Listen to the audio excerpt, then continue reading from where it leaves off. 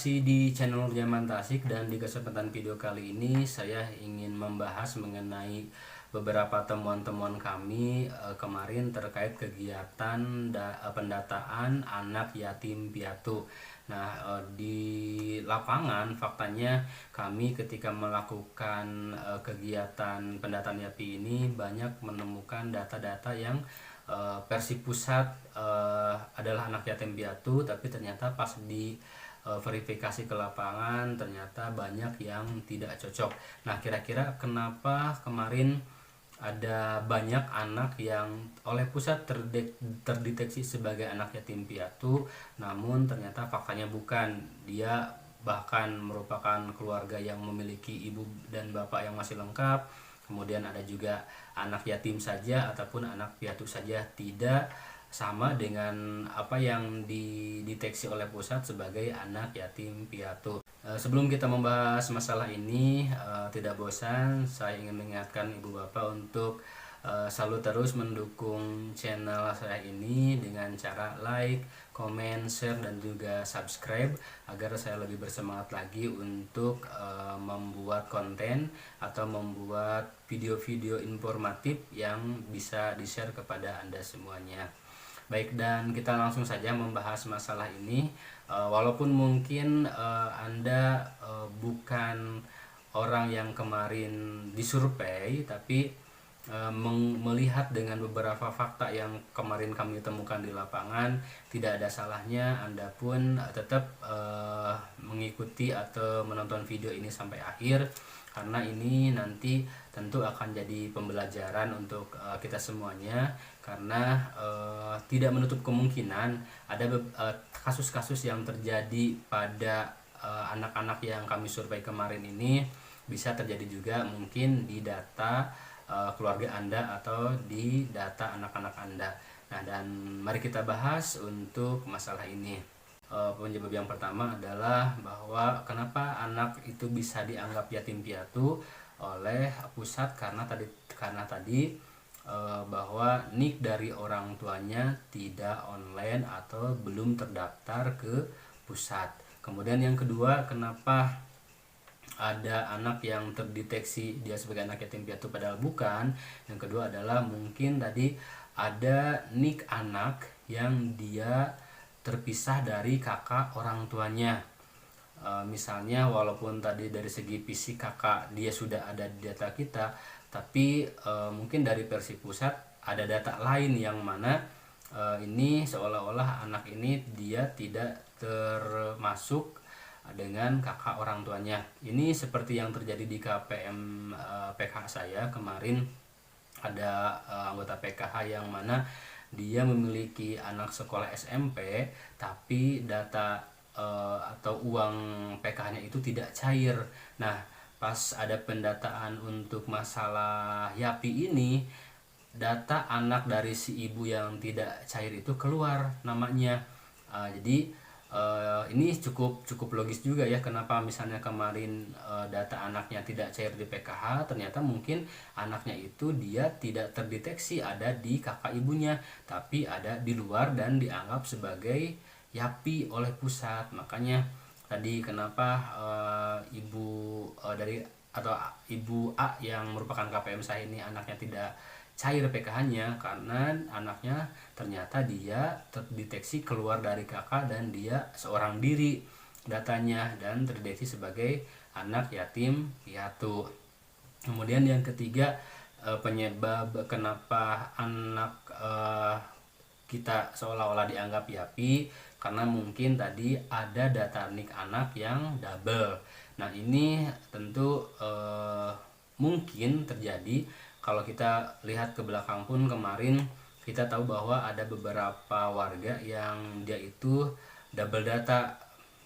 Dengan salah satu buktinya adalah ada beberapa warga yang dia mendapatkan 2 kartu dari bank. Misalnya ada kartu PKH dan juga ada kartu BPNT secara terpisah. Nah, secara logika tidak mungkin kalau misalnya orang yang memiliki nik tunggal dia akan mendapatkan 2 kartu. Tapi ketika misalnya seseorang mendapatkan 2 kartu, itu BPNT dan PKH-nya terpisah, itu bisa dipastikan bahwa orang tersebut memiliki data ganda atau NIK ganda. Nah, ini pun pasti bisa berlaku kepada anak-anak KPM atau anak-anak dari warga. Nah, ini seperti contoh juga di wilayah saya, di KPM saya, bahwa ada anak yang dia itu merupakan anak sekolah atau merupakan anak PKH.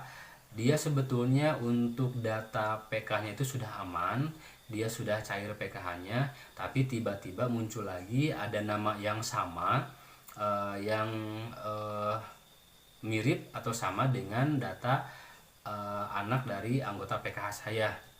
Kalau misalnya tadi anaknya itu adalah anak terdeteksi seperti yang poin kedua, bahwa dia keluar dari kakaknya, tidak mungkin PK-nya ini akan cair, tapi ternyata PKH-nya cair. Nah, tiba-tiba ada data terdeteksi sebagai anak yatim piatu yang anaknya itu sama persis namanya dengan anak si ibu A tadi, dengan alamat yang sama. Nah, dengan adanya kasus ini tadi juga berarti tidak menutup kemungkinan adanya data anak yang double gitu, yang satu sudah masuk ke kakak ibunya dan yang satu mungkin terpisah dari data ibunya.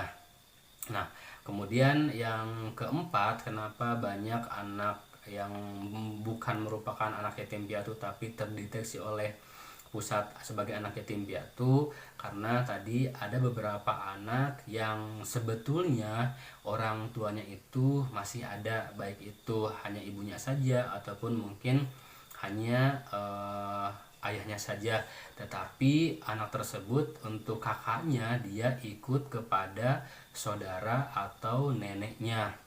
Nah, secara logika, ketika misalnya ada seorang anak yang dia tidak ikut dengan kakak orang tuanya, contohlah kita katakan ada seorang anak yang dia ikut dengan kakak neneknya, otomatis oleh pusat dia akan terdeteksi seolah-olah anak ini anak yatim piatu karena tidak ikut dengan kakak baik ibu ataupun bapaknya gitu ya. Nah, ya, hal ini tentu kemarin juga banyak ditemukan oleh kami. Contohnya, mohon maaf, ada beberapa anak yang dia itu merupakan korban perceraian, kemudian ada juga anak yang dia itu ditinggalkan oleh ibunya atau mungkin ditinggalkan oleh ayahnya meninggal, namun untuk data anak ini tidak ikut dengan orang tuanya yang masih ada, tapi dititipkan kepada saudaranya atau kepada neneknya.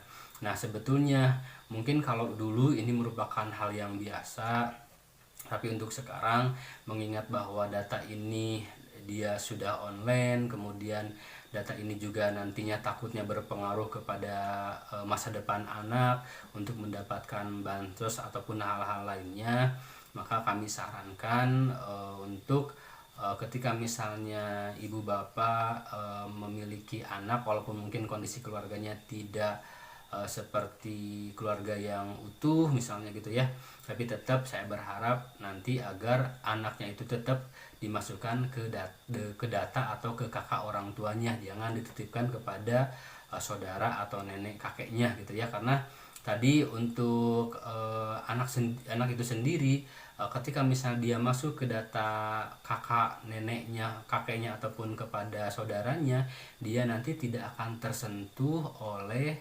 bantuan PKH ketika dia sudah bersekolah. Karena kenapa?